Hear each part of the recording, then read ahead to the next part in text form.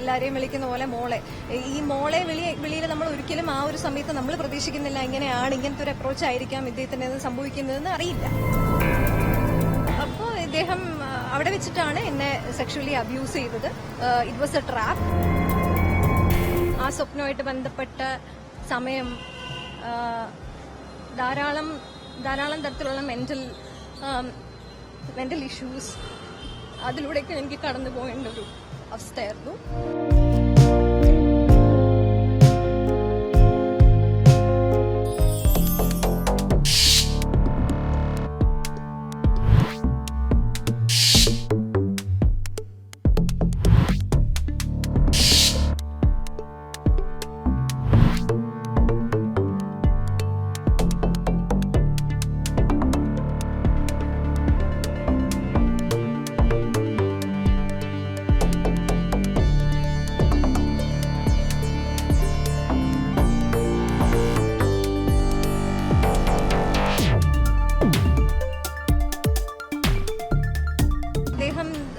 ഇദ്ദേഹത്തിന്റെ ഒരു അപ്രോച്ച് എന്ന് പറയുന്നത് അതുവരെ മോളെ എന്നുള്ള സോ കോൾഡ് മോളെ, എല്ലാവരെയും വിളിക്കുന്ന പോലെ മോളെ.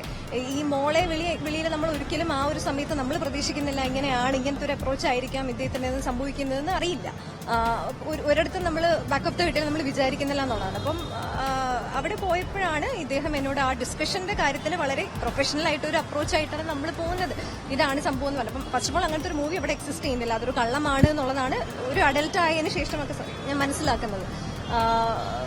അപ്പോൾ ഇദ്ദേഹം അവിടെ വെച്ചിട്ടാണ് എന്നെ സെക്ഷുവലി അബ്യൂസ് ചെയ്തത്. It was A trap. അങ്ങേരെ ഇന്ന് പറഞ്ഞുകൊണ്ടിരിക്കുന്ന എല്ലാ കാര്യങ്ങളും പച്ചക്കള്ളമാണ്.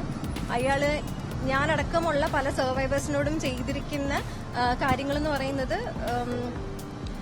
ഞാൻ നേരത്തെ സൂചിപ്പിച്ച പോലെ തന്നെ അത് റേപ്പാണ്. എന്റെ സമ്മതമില്ലാതെ എന്റെ ദേഹത്ത് കയറി ഉപദ്രവിക്കുകയും എന്നെ ട്രാപ്പിലാക്കുകയും എന്നെ അടിക്കുകയും തൊഴിക്കുകയും ഒക്കെ ചെയ്ത ഒരു ആളാണ് അയാൾ. ഇന്ന് കാണുന്ന ഈ ഒരു മുഖം എന്ന് പറയുന്നത് അട്ടർ നോൺസെൻസ് ആയിട്ടുള്ള ഒരു മുഖമാണ് അയാൾക്കുള്ളത്.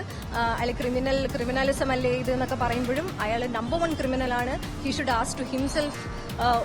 ഐ ഹോപ്പ് ദാറ്റ് അയാളുടെ വീട്ടിൽ എന്താണ് മിറർ ഉണ്ടായിരിക്കും, അല്ലെങ്കിൽ എനിക്ക് ഗിഫ്റ്റ് ചെയ്യാൻ താല്പര്യമുണ്ട്, ഒരു നല്ല കണ്ണാടി വാങ്ങിച്ചു കൊടുക്കാൻ താല്പര്യമുണ്ട്. കാര്യം സ്വന്തമായിട്ട് ഉറപ്പാണ് ഇങ്ങനെയുള്ള ആളുകൾ ഡെയിലി സ്വന്തമായിട്ട് അവരുടെ സെൽഫിനോട് പോലും കള്ളം പറഞ്ഞ് ജീവിക്കുന്ന ആൾക്കാരാണെന്ന് എനിക്ക് പറയാനുള്ളൂ.